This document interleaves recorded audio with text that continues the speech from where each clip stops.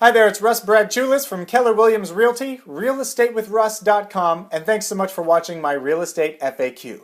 Today's question is, how can I find out how much my house is worth? Now, this is a question just about every seller wants to know, and many of them want to know multiple times a year.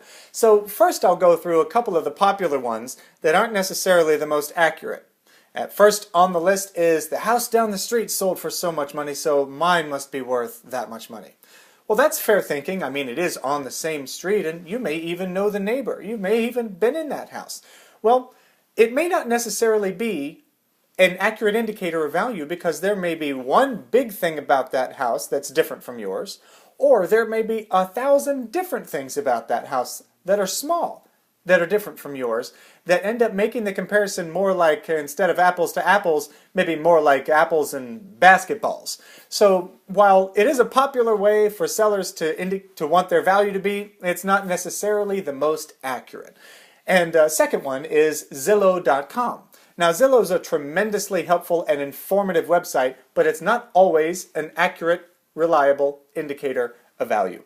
Even when a property sells on Zillow.com, their estimate of their value can actually be far different from the final sales price. And good credit to Zillow for showing you the difference, but it just goes to show it's not always an accurate, reliable indicator of value.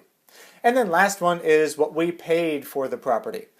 We tend to get emotionally attached to our properties and kind of to the dollars that we put into them when we bought them. And we want them to at least maintain their value, if not grow over time. And it doesn't always happen that way. Markets shift, they move up, they move down. So what we paid for the property, even if we did it 6 months ago, is not always necessarily an accurate, reliable indicator of value. So geez, what are the ways that we can find out what our value of our property is? Well, one way is to pay for an appraisal.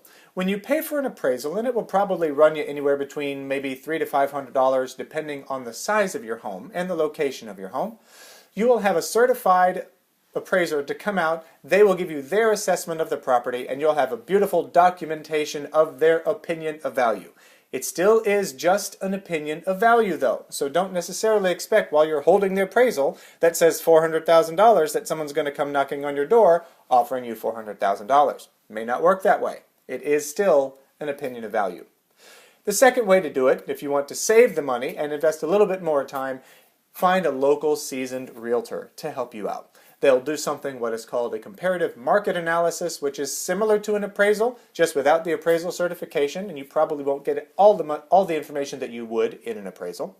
But a local seasoned pro who knows that area, knows that street, and is great at what they do can give you a very accurate CMA, comparative market analysis, and you won't even have to pay for it.